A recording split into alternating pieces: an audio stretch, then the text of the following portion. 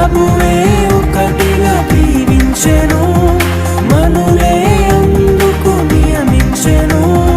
పరలోకములో నిర్ణయించెను, నరలోకములో ఏర్పరిచెను. కళ్యాణ